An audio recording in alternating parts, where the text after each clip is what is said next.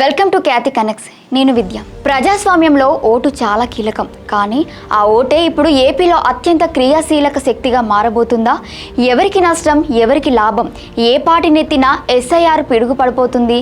SIR తేల్చిన లెక్కల్లో ఒకటి కాదు, రెండు కాదు, ఏకంగా 44 లక్షల పైచిలుకు ఓట్లు గల్లంతు అయ్యాయా?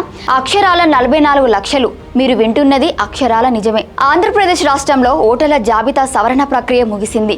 నిన్న అర్ధరాత్రితో డెడ్ లైన్ క్లోజ్ అయింది.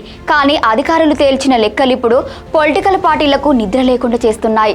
రాష్ట్ర వ్యాప్తంగా దాదాపు 10.74% ఓట్లు అంటే అక్షరాల 44,71,523 మంది ఓటర్లను అన్కలెక్టబుల్గా, అన్ట్రెజబుల్గా అధికారులు నిర్ధారించారు. అసలు ఈ 44 లక్షల మంది ఏమయ్యారు? ఇందులో చనిపోయిన వారు ఎంతమంది? డబుల్ ఎంట్రీల దొంగ ఓట్లు ఎన్ని? ఏ జిల్లాలో ఓట్ల కోత అత్యధిక ఉంది? ఈ నెల 31న రాబోతున్న ఎలక్షన్ కమిషన్ ముసాయిదా జాబితాలో మీ ఓటు ఉంటుందా, ఊడుతుందా అనేది వాటి పాయింట్ ఆఫ్ వ్యూలో చూద్దాం.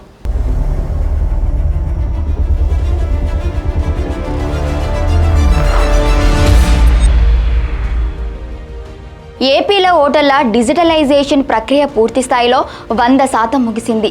ఎలక్షన్ కమిషన్ ఇచ్చిన 10 రోజుల గడువుతో అధికారులు జల్లెడ పట్టారు. ఈ జల్లెడలో రాలిన లెక్కలు చూస్తే ఎవరికైనా కళ్ళు బైర్లు కమ్మాల్సిందే.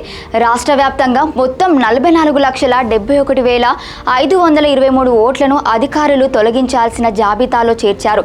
ఇందులో మృతుల సంఖ్య ఏకంగా 15,19,558 అంటే 3.65% ఉంది. ఇక వలస వెళ్లిన వారు 14,34,000 మంది కాగా, ఒకరికే 2 చోట్ల ఓట్లు ఉన్న డబుల్ ఎంట్రీలు ఏకంగా 7,32,000గా అధికారులు గుర్తించారు. ఇక నో మ్యాపింగ్ కేటగిరీలో 8,55,561 ఓట్లు, ఇతరుల కేటగిరీలో 8,387 ఓట్లను లెక్కగట్టారు.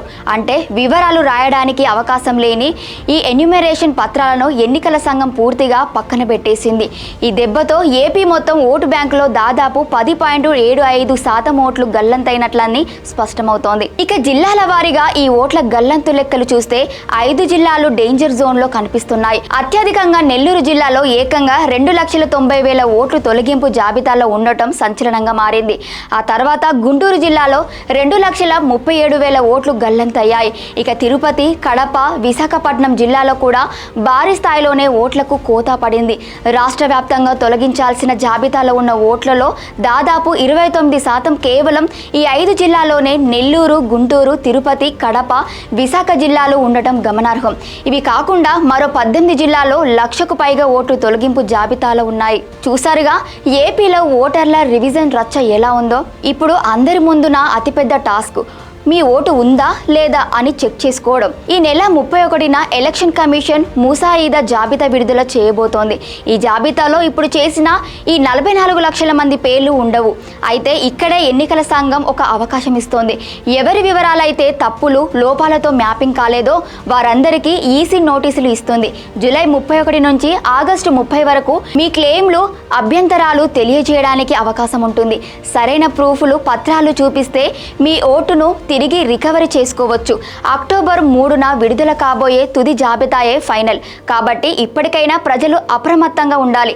మీ ఓటు గల్లంతు కాకుండా కాపాడుకోవాల్సిన బాధ్యత మీదే. మరి ఎస్ఐఆర్ తుది జాబితాతో ఏ పార్టీ ఓట్లు అధికంగా రద్దు అయ్యాయి? మరి రేపు రానున్న ఎన్నికల్లో ఎవరికి నష్టం కలగబోతోంది? ఇక ప్రతి ఓటు కీలకంగా మారబోతుంది. మరి మిగిలిన ఓట్లు ఎవరి వైపు నిలుస్తారో చూడాల్సి ఉంటుంది. Thank you for watching Khyati connects.